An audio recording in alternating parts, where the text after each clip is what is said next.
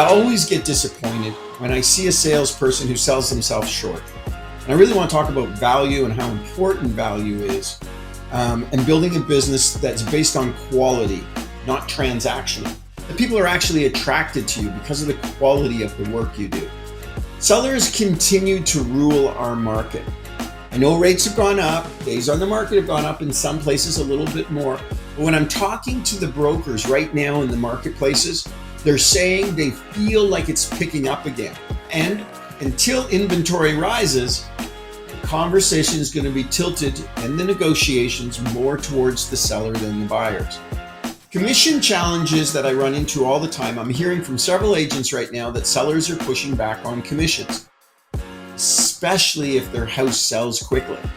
The public perception is when agents advertise they sold their house quickly and it sold above asking, it paints a picture of an overpaid professional.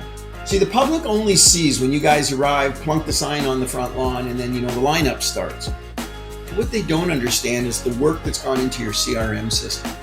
They don't understand that you have geographically organized a farm, for instance, that this listing may very well have been in. What they don't understand is you didn't advertise to get the listing. You marketed for months to build a local brand so that people recognized you locally as a professional. You put on customer appreciation parties and open houses, and you've done, all kinds of things locally. They don't understand all of the work that went into building out that model. There's a difference between marketing and advertising. Advertising is when you advertise to sell something. Marketing is when you build a brand so that when people are ready, and it can take you 6 to 12 months to build that brand in your sphere, in your farm, in a demographic. So there's a lot of work goes on behind the scenes that they're just not aware of. What do we have now? We have a lot of desperate people with a real estate license who have no resources, virtually no tools.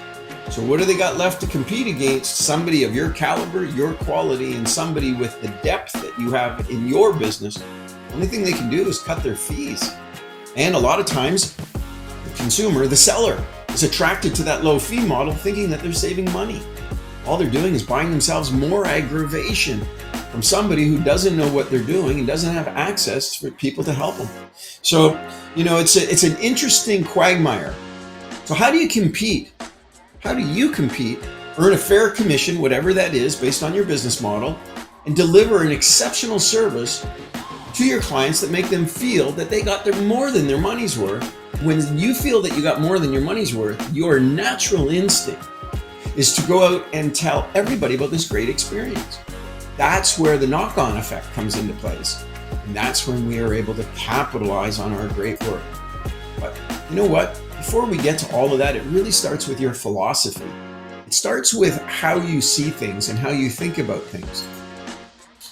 So I'm going to suggest you start talking value like Chris said, and stop talking fees. Chris said it earlier, in the absence of value, all you have left to compete on is your fees. So if you don't bring a toolbox with a lot of resources, a lot of tools, and a lot of benefits to it, they're going to start asking you about, will you cut your fees?